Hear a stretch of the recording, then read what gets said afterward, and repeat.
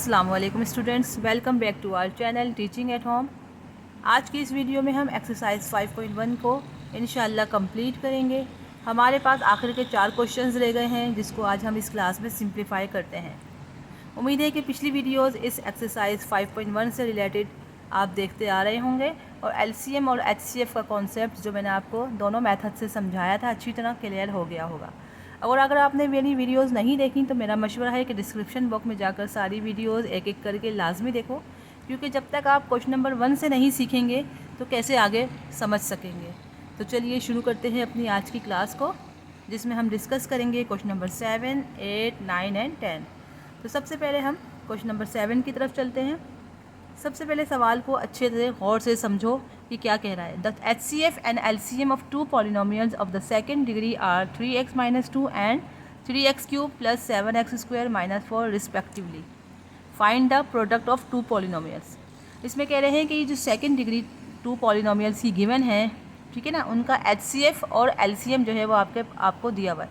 तो ये HCF है 3x-2 और LCM जो है वो आपके पास है 3x³ + 7x² - 4। तो ये HCF और LCM किसके हैं? टू पॉलिनोमियल्स का हैं। टू पॉलिनोमियल्स के ये HCF भी गिवन है और LCM भी। अब कह रहे हैं कि find the product of two polynomial. अब उन दोनों पॉलिनोमियल्स का प्रोडक्ट क्या होगा तो वो हमें फाइंड आउट करना है। अब हमें पता है एक ही हमारे पास इस फॉर्मूला है, वो है LCM का फॉर्मूला है LCM =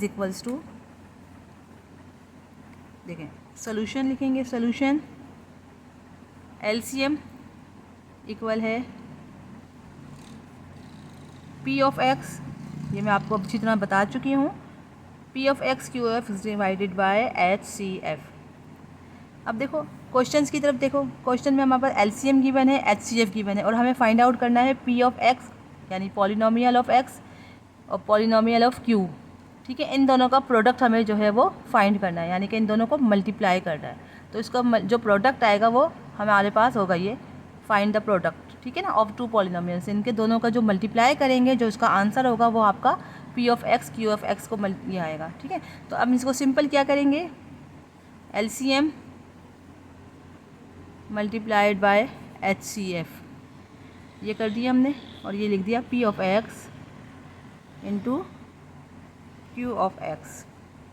ठीक है स्टूडेंट्स, अब आप देखो LCM जो है हमारा क्या है, LCM है हमारा 3x-2 जो कि गिवन है 3x-2 और HCF हमारे पास है 3x³ + 7x² - 4 = Px और Qx। ठीक है स्टूडेंट, इसको मैं सीधा करके लिख लेती हूँ, इसको मैं इधर यानी कि इसको मैं सीधा करके लिख लेती हूँ, जाएगा 3x-2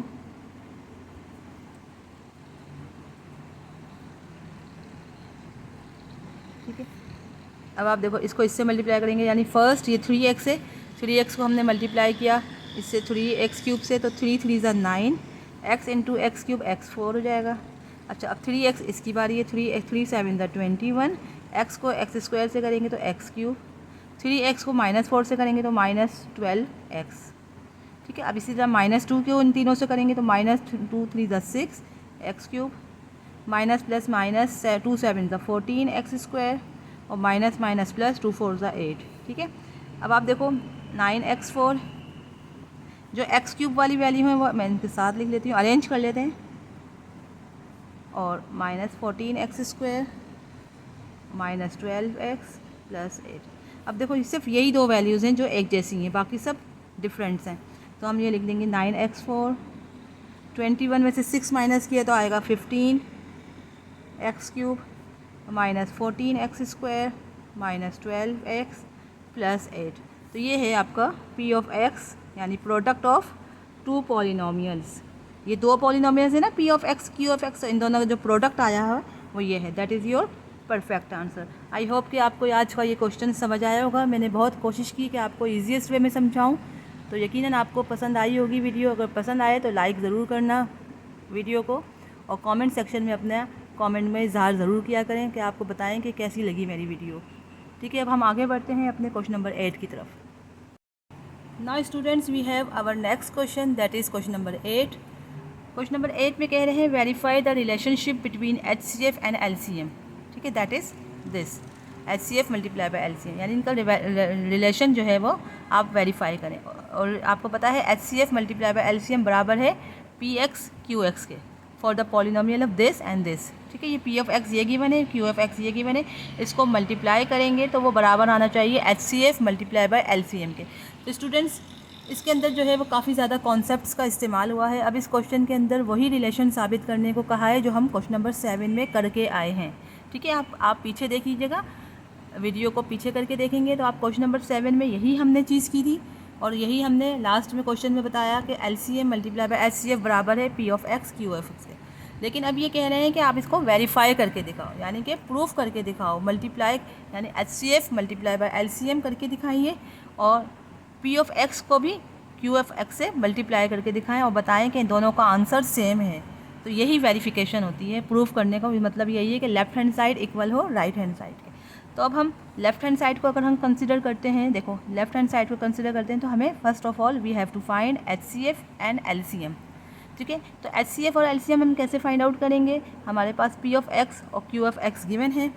ठीक है, अब आपको मैंने बताया था पूरी एक्सरसाइज में आप देखेंगे स्टार्टिंग से अगर आप देख रहे हो मेरे साथ तो आपको पता होगा कि HCF और LCM मैंने दो तरीके से इसमें जो है वो डिस्कस किए हैं। पूरे एक्सरसाइज में हमने दो तरीके से डिस्कस किए हैं।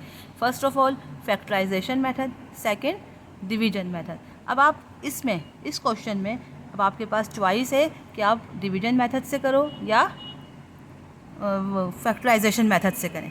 ठीक है, तो अब हम जो जाएंगे, हमें पता है हम आसानी की तरफ जाते हैं। हमें आपको हर दफ़ा यही समझा रही हूँ कि जितना हो सके क्वेश्चन को आसानी से सॉल्व करने की कोशिश किया करो।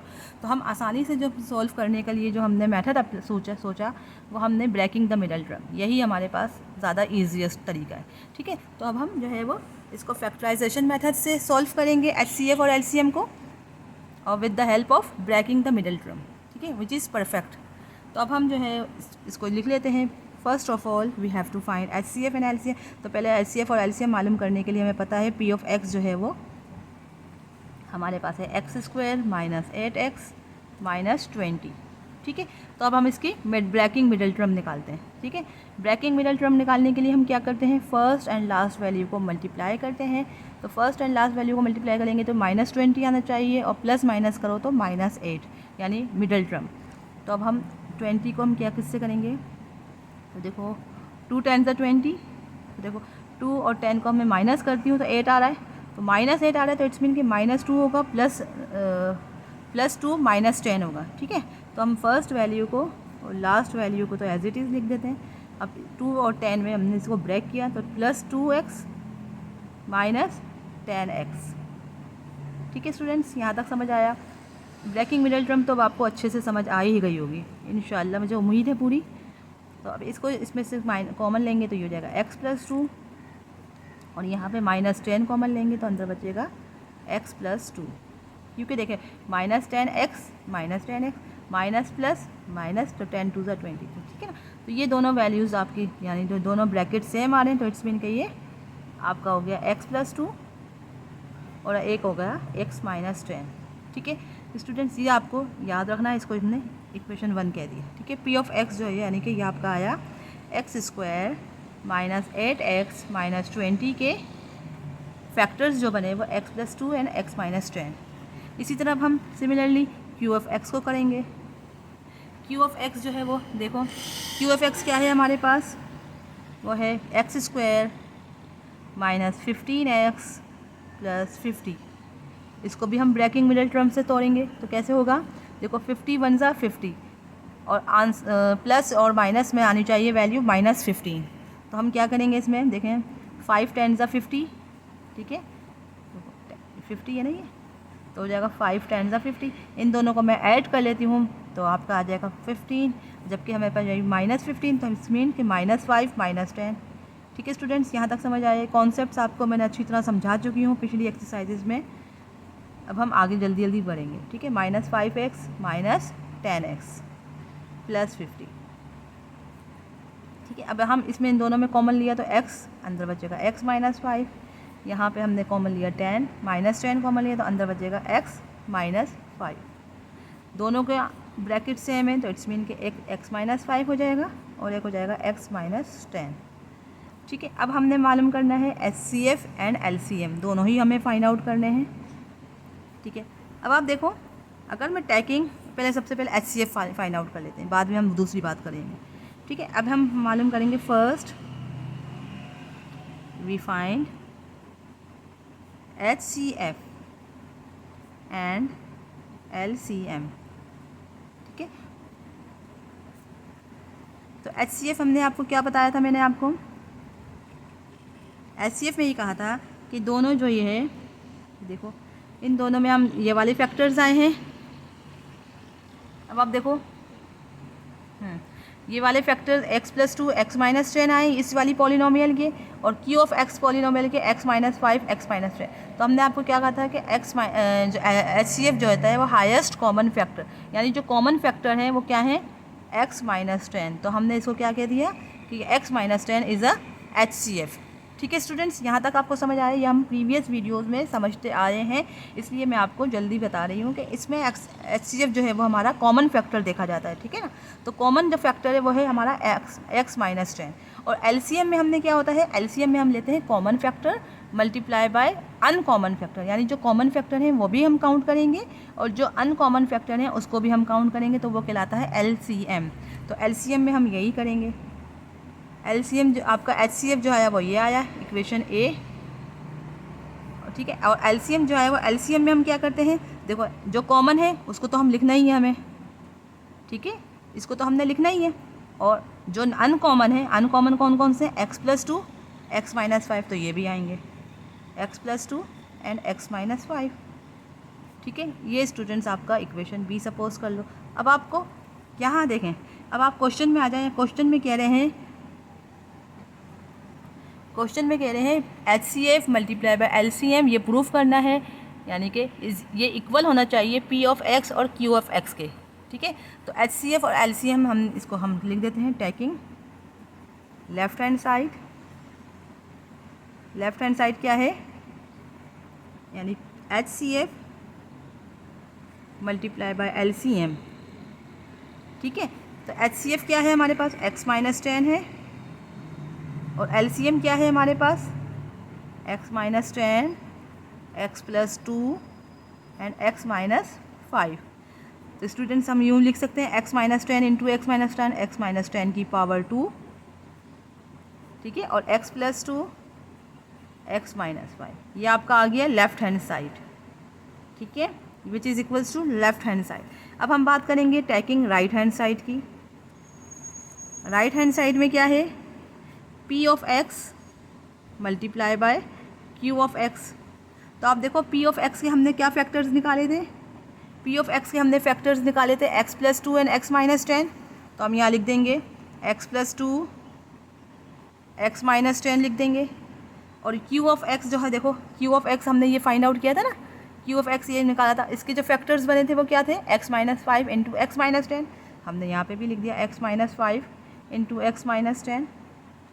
ठीक है स्टूडेंट्स, यहाँ तक समझ आया। अब आप चाहो तो x - 10 यहाँ 2 टाइम्स है, तो x - 10 जो है वो इसकी पावर स्क्वायर हो जाएगी, 2 हो जाएगी, और x + 2 और x - 5।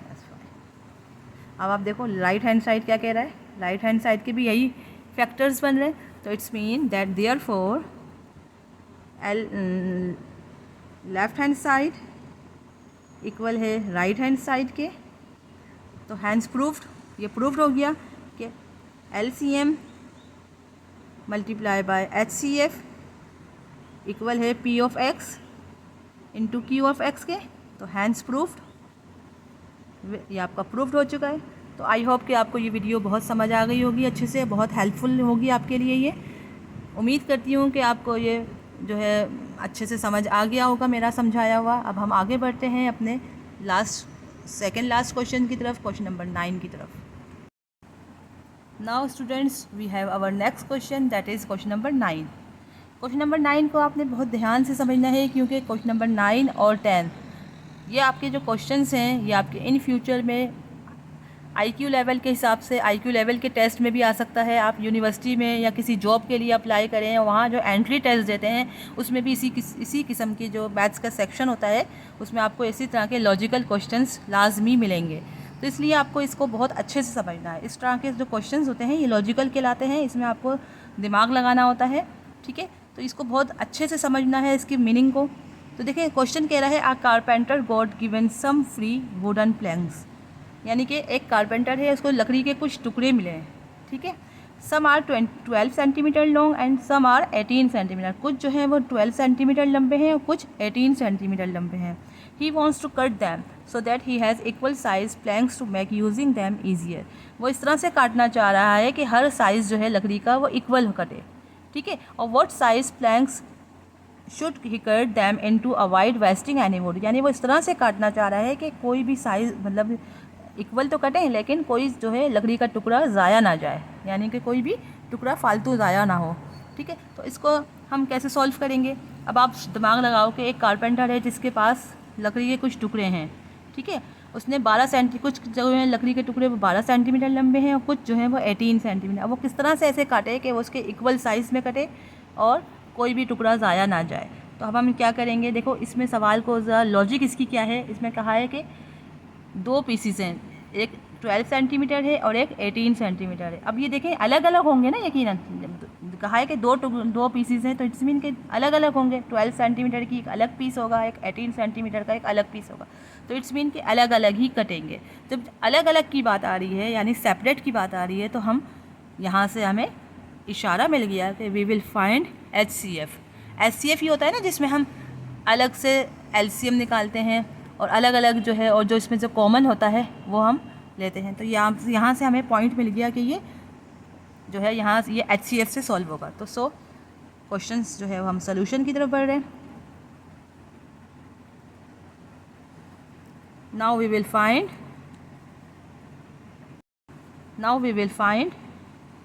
HCF of 12 and 18 centimetre, ठीक है। तो 12 सेंटीमीटर का एक अलग से और एक 18 सेंटीमीटर का अलग से, ठीक है। अब आप इसको देखो 2 6 12, 2 3 6, 3 1 3, ठीक है स्टूडेंट्स, ये तो LCM है। अब आप देखो 2 9 18, 3 3 9 एंड 3 1 3। तो आप देखो इसके फैक्टर्स क्या होंगे, फैक्टर्स ऑफ 12। तो इसके बने 2 multiply by 2 multiply by 3। Factors of 18 ये हो जाएगा 2 मल्टीप्लाई बाई 3 मल्टीप्लाई बाई 3, ठीक है। तो हम HCF में क्या करते हैं, कॉमन लेते हैं, ये कॉमन है, ये कॉमन है। तो इट्स मीन कि हमारा HCF जो है वो क्या हुआ 2 मल्टीप्लाई बाई 3, यानी कि 2 मल्टीप्लाई बाई 3। तो HCF आपका हुआ 6। अब लकड़ी की जो इसकी बात की है वो हमने कहा है 12 सेंटीमीटर लॉन्ग, तो इट्स मीन के 6 सेंटीमीटर होगा, यानी कि ये HCF जो है वो आपका जो आया इसकी जो यूनिट होगा वो 6 सेंटीमीटर होगा। तो यानी कि इसका 6 सेंटीमीटर से हमें क्या पता चला है कि यानी कि लकड़ी का हर टुकड़ा जो है वो 6 सेंटीमीटर में काटना होगा, तभी जाकर लकड़ी के टुकड़े बराबर हो जाएंगे और कोई भी टुकड़ा ज़ाया नहीं होगा। तो इससे हमें क्वेश्चन से पता चला है कि देखें आपके पास 2 पीसीस थे, एक जो है वो 12 सेंटीमीटर का था, एक 12 सेंटीमीटर लॉन्ग था और एक 18 सेंटीमीटर। तो इट्स मीन कि यहाँ 12 सेंटीमीटर लॉन्ग के कितने पीसीस होंगे, अगर हम 6 के हिसाब से करें तो यहाँ 2 पीसीस, यानी कि 2 हिस्सों में 12 सेंटीमीटर लंबा जो था वो 2 हिस्सों में तकसीम हुआ और 18 सेंटीमीटर जो है लंबी जो मतलब वुड थी, लकड़ी थी, वो 3 पार्ट्स में डिवाइड हुई। तो यानी कि 3 + 2 5, यानी 5 इक्वल पार्ट्स में इसने कारपेंटर ने इस लकड़ी के टुकड़े को 5 इक्वल पार्ट्स में कट किया और कोई भी टुकड़ा ज़ाया नहीं हुआ और हर टुकड़ा जो है वो 6 सेंटीमीटर लंबा था। तो ये आपका क्वेश्चन था। तो आपका देखो बुक में भी आपका यही आंसर आ रहा है। तो आई होप कि आपको ये क्वेश्चन अच्छे से समझ आ गया होगा। मेरी पूरी कोशिश है कि मैं आपको हर पॉइंट को अच्छे से समझाऊं और ईजीएस्ट वे में आपको समझाऊं ताकि आपके दिमाग से ये बात निकलने ना पाए। तो चलिए अब हम बढ़ते हैं अपने 10 पार्ट्स की तरफ, क्वेश्चन नंबर 10 की तरफ। Now we have our last question, that is question number 10। अच्छा, ये भी क्वेश्चन नंबर 9 की तरह ही है। ये वही क्वेश्चन, इस तरह के क्वेश्चन जो हैं वो लॉजिकल क्वेश्चंस होते हैं और ये किसी भी फील्ड फिर किसी भी फील्ड में आप चाहे आर्मी के टेस्ट देने जाओ, एंट्री टेस्ट, या नेवी में या एयर फोर्स में, जिस तरह से भी आप CSS की भी एग्ज़ाम्स अगर देंगे, यानी किसी भी एंट्री टेस्ट में मैथ्स के सेक्शन में आप टेस्ट दोगे तो ये इस तरह के लॉजिकल क्वेश्चंस आ सकते हैं और आते हैं। ठीक है, तो आप ये क्वेश्चन बहुत इजी है, बहुत ईजीएस्ट वे में है, बस थोड़ा सा लॉजिकल है, इसलिए आप इसको गौर से समझना होगा। अब देखें, train A and train B stops at Hyderabad at 10:30 AM। इस सवाल को बहुत ध्यान से समझना कि एक ट्रेन A है और एक ट्रेन B है। इन्होंने हैदराबाद पे जो स्टॉप था उस पर इन्होंने स्टॉप किया, यानी कि दोनों जो ट्रेनें हैं आके रुकी 10:30 AM, यानी सुबह के 10:30 बजे आके ट्रेन A और ट्रेन B हैदराबाद पे आके रुकी। ठीक है, अब दोबारा से स्टार्ट लेते हैं। Train A stops every 12 minutes and train B stops every 14 minutes. अब यहाँ से हैदराबाद के स्टॉप से 10:30 बजे के बाद अब ट्रेन A आगे बढ़ती है और हर 12 मिनट के बाद वो स्टॉप लेती है, यानी कि स्टॉप पे रुकती है। और ट्रेन B जो है वो हर 14 मिनट्स के बाद रुकती है। ठीक है, समझ में आ रही है बात। अब when do they both stop together, यानी अब ये दोनों एक साथ कितने टाइम बाद रुकेंगी, तो आपको ये टाइम आपको बताना है। यानी कि एक A ट्रेन है, एक B ट्रेन है, 10:30 बजे ये हैदराबाद के स्टॉप पे रुकी, वहाँ से स्टार्ट लिया इन्होंने दोबारा से, और ट्रेन A ने हर 12 मिनट के बाद रुकना है और हर ट्रेन B ने हर 14 मिनट्स के बाद वो स्टॉप होती है। ठीक है, तो अब ये पूछ रहे हैं कि दोनों एक साथ कब स्टॉप होंगी, यानी कब रुकेंगी आकर। ठीक है, अच्छा, वो कौन सा ऐसा टाइम होगा जब वो एक साथ रुकेंगी, तो इसमें भी हमें लॉजिक समझनी होगी कि दोनों एक साथ कैसे रुकेंगी एक साथ। ठीक है, तो पिछले क्वेश्चन में जो मैंने बताया था वो अलग अलग था। देखें, वहाँ पे उन्होंने बात की थी लकड़ियाँ अलग अलग टुकड़ों में काटनी थी। ठीक है ना, तो अलग अलग से पता चल गया कि वो HCF है। अब यहाँ पे कह रहे हैं कि दोनों एक साथ कैसे रुकेंगी, तो इट्स मीन कि यहाँ पे LCM होगा, ये LCM लेंगे। ठीक है ना, तो आपको पता है कि LCM ही है जहाँ फैक्टर्स एक साथ होते हैं, सिंपल सी बात है। तो हम यहाँ पे LCM फाइंड आउट करेंगे। बहुत लॉजिकल है, आपको समझ आ जाएगा सवाल तो आप आसानी से सॉल्व कर लोगे। बस आपको ट्रिक पता चल गई तब आपके लिए आसान है। तो now we will find LCM of, अब देखें जाहिर सी बात है मिनट्स की बात की है, 12 मिनट्स एंड 14 मिनट्स, तो 12 एंड 14 लेंगे, 12 एंड 14। और आपको पता है एक साथ जो है LCM में ही होता है, तो ये 12 एंड 14 हमने इसका LCM लेंगे। 2 6 ज़ा 12 एंड 2 7 ज़ा 14, 2 3 ज़ा 6, 7 ऐसे ही रहेगा, 3 1 ज़ा 3 एंड 7 एज इट इज़ 7। तो हमारा LCM जो है वो होगा 2 multiply by 2 multiply by 3 multiply by 7।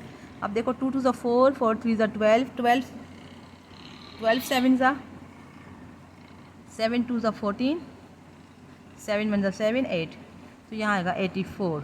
तो ये क्या कहलाएंगे, 12 मिनट से 14 मिनट से, तो इट्स मीन कि ये भी है ऑब्वियसली 84 मिनट्स हुए। यानी कह रहे हैं कि 84 मिनट्स के बाद ये दोनों एक स्टॉप पे आके रुकी। ठीक है, अब 84 मिनट्स का मतलब क्या हुआ, अब आपको पता है 1 घंटे में कितने मिनट्स होते हैं, 60 मिनट्स होते हैं। तो अगर 10:30 बजे ये हैदराबाद पे रुकी थी, और अब उसके बाद जब दोबारा स्टार्ट लिया, यानी कि वो 84 मिनट्स के बाद वो दोबारा रुकी। तो आप 10:30 में 84 ऐड कर लो तो क्या हो जाएगा आपके पास, देखो 10:30 AM, उसमें हम 84 मिनट्स दोबारा से काउंट कर लें, ये AM है ना, तो आपको पता है 10 जो है वो आवर है और 30 जो है वो मिनट्स है। तो 84 को भी हम आवर्स और मिनट्स में कन्वर्ट करेंगे। वैसे ये बुक में आंसर है नहीं, लेकिन मैं आपको अच्छे से समझाने के लिए, ताकि आपको हर पॉइंट आपको अच्छे से एक्सप्लेन हो, मैं आपको बता रही हूँ। तो आप वरना बुक में जो आंसर है वो यहीं तक स्टॉप कर दिया है 84, जबकि उस बुक में आंसर 48 है। तो 48 नहीं है, 84 है, बुक में आंसर रॉन्ग है, आप उसको करेक्ट कर लो 84 मिनट से। लेकिन मैं आपको और अच्छे से समझाएंगे। देखो 10:30 पे ये हैदराबाद पे रुकी थी, अब उसके बाद दोबारा इन्होंने स्टार्ट लिया, तो 84 मिनट्स के बाद वो दोनों एक साथ एक ही जगह पे ट्रेन रुकी हैं। तो 84 मिनट्स मीन्स यानी कि 1 आवर में कितने मिनट्स होते हैं, 60, 1 घंटा, और 60 में 60 तो 24 मिनट्स, यानी 1 आवर 24 मिनट्स। ठीक है, तो अब इसको 10:30 को ये 1 आवर है, ये 1, तो इसको कैलकुलेट करेंगे तो ये हो जाएगा 11, और 30 + 24 मीन्स 54। तो यानी कि 11:54 AM पे वो दोबारा एक स्टॉप पे आके रुकी हैं ट्रेन्स, यानी 10:30 बजे उन्होंने हैदराबाद पे रुकी और फिर इसके बाद उन्होंने 84 मिनट्स का ट्रैवल और किया, यानी लंबा ट्रैवल किया 1 घंटा 24 मिनट का, और फिर 1 घंटा 24 मिनट के बाद वो दोबारा रुकी तो वो 11:54 AM थे। तो आई होप कि आपको अच्छे से समझ आ गया होगा। आज का सवाल मैंने बहुत ईजीएस्ट वे में समझाने की कोशिश करें। अब ये आज का जो लेक्चर है माशाल्लाह से एक्सरसाइज हमारी पूरी कंप्लीट हो चुकी है। अब हम एक्सरसाइज 5.2 पर को डिस्कस करेंगे। जब तक के लिए इजाज़त। अल्लाह हाफ़िज़। अपना बहुत ख्याल रखिएगा।